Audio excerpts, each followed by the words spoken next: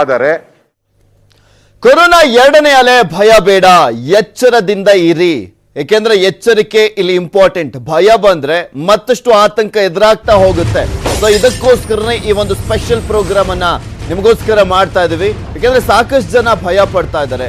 ಜಾಗೃತಿ ಇಂಪಾರ್ಟೆಂಟ್ ಇಲ್ಲಿ. ಭಯ ಬೇಡ ಅಂದ್ರೆ ನಿರ್ಲಕ್ಷ್ಯದಿಂದ ಓಡಾಡಬೇಡಿ. ಭಯ ಪಡೋದು ಬೇಡ, ಆರಾಮಾಗಿರ್ಬೋದಾ ಹಂಗಾದ್ರೆ ಅಂತ ನೀವು ಕೇಳ್ಬೋದು. ಭಯ ಬೇಡ, ಹೌದು, ಜಾಗೃತರಾಗಿರಿ. ನಿರ್ಲಕ್ಷ್ಯ ಮಾತ್ರ ಮಾಡಲೇಬೇಡಿ.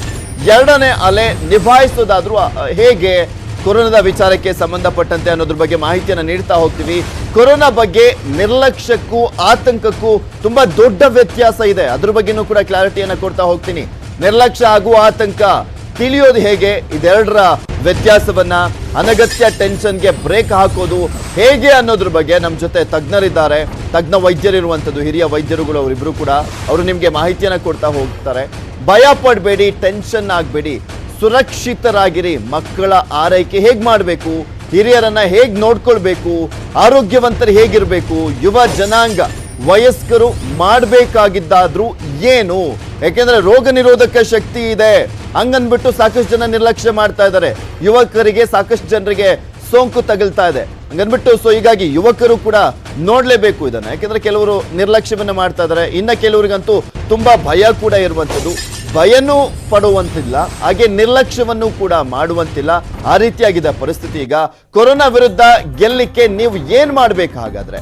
ಖ್ಯಾತ ತಜ್ಞರಿಂದ ನೆಮ್ಮದಿ ಮೂಡಿಸುವಂತ ಲೈವ್ ಟಿಪ್ಸ್ ಅನ್ನ ನಿಮ್ ಮುಂದೆ ಅವ್ರು ಹಂಚ್ಕೊಳ್ತಾ ಹೋಗ್ತಾರೆ. ನಿಮ್ಮೆಲ್ಲ ಆತಂಕಗಳಿಗೆ ವೈದ್ಯರೇ ಪರಿಹಾರವನ್ನ ಕೊಡ್ತಾ ಹೋಗ್ತಾರೆ. ನಾನು ಇಷ್ಟೇ ಹೇಳ್ತೀನಿ, ತಾವು ವಿಶ್ವಾಸ ಇಡಿ, ವಿಶ್ವಾಸವನ್ನ ಕಳ್ಕೋಬೇಡಿ, ಹೆದರ್ಕೋಬೇಡಿ, ಆತಂಕಕ್ಕೆ ಒಳಗಾಗಬೇಡಿ. ಅದರಿಂದ ನಮಗೆ ಕಾಯಿಲೆ ಹೆಚ್ಚಾಗ್ತದೆ. ಆತ್ಮವಿಶ್ವಾಸದಿಂದ ಇರಿ. ದಿನನಿತ್ಯ ಬೆಳಗ್ಗೆ ಹೊತ್ತು ಪ್ರಾಣಾಯಾಮವನ್ನು ಮಾಡಿ. ಇದು ಬಹಳ ಮುಖ್ಯ. ನಮ್ಮ ಶ್ವಾಸಕೋಶಗಳು ಬಹಳ ಉತ್ತಮವಾಗಿ ಕೆಲಸ ಮಾಡಬೇಕು ಅಂತಂದ್ರೆ ಬೆಳಗ್ಗೆ 6 ಗಂಟೆ 5 ಗಂಟೆ ಈ ರೀತಿ ಉತ್ತಮ ವಾತಾವರಣದಲ್ಲಿ ಕೂತ್ಕೊಂಡು ಫ್ರೆಶ್ ಆಕ್ಸಿಜನ್ ಅನ್ನ ಹೊರಗಡೆ ನೀವು ತೆಗೆದುಕೊಳ್ಳುವಂಥ ಪ್ರಯತ್ನ ಮಾಡಿ. ಎಲ್ಲ ರೀತಿಯ ಪ್ರಾಣಾಯಾಮಗಳನ್ನು ಮಾಡಿ. ಲಘು ವ್ಯಾಯಾಮವನ್ನು ಒಂದು 30 ನಿಮಿಷ ಕಡ್ಡಾಯವಾಗಿ ಮಾಡುವಂಥದ್ದನ್ನ ಅಭ್ಯಾಸ ಮಾಡ್ಕೊಳ್ಳಿ. ರೋಗ ನಿರೋಧಕ ಶಕ್ತಿ ನಮ್ಮಲ್ಲಿ ಹೆಚ್ಚಾದಾಗ ಯಾವ ವೈರಾಣುನೂ ನಮ್ಮನ್ನೇನು ಮಾಡೋಕ್ಕಾಗಲ್ಲ. ಹಾಗಾಗಿ ಆತ್ಮವಿಶ್ವಾಸದಿಂದ ಸರ್ಕಾರದ ಜೊತೆ ತಾವು ಕೈ ಜೋಡಿಸ್ಕೊಂಡು ವಿಶ್ವಾಸದಿಂದ ಕೆಲವು ಮುನ್ನೆಚ್ಚರಿಕೆ ಕ್ರಮಗಳನ್ನು ತೆಗೆದುಕೊಳ್ಳಿ.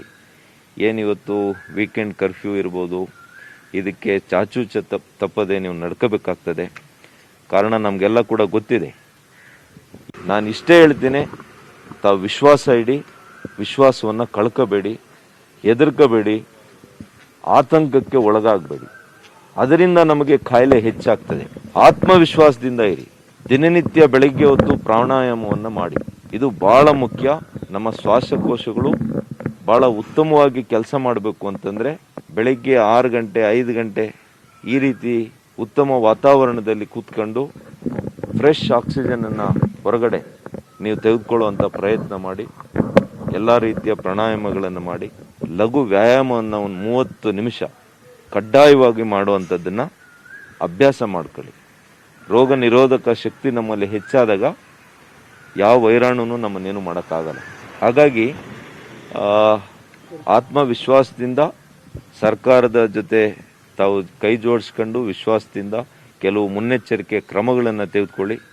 ಏನಿವತ್ತು ವೀಕೆಂಡ್ ಕರ್ಫ್ಯೂ ಇರ್ಬೋದು, ಇದಕ್ಕೆ ಚಾಚು ತಪ್ಪದೆ ನೀವು ನಡ್ಕೋಬೇಕಾಗ್ತದೆ. ಕಾರಣ ನಮಗೆಲ್ಲ ಕೂಡ ಗೊತ್ತಿದೆ. ನಾನು ಇಷ್ಟೇ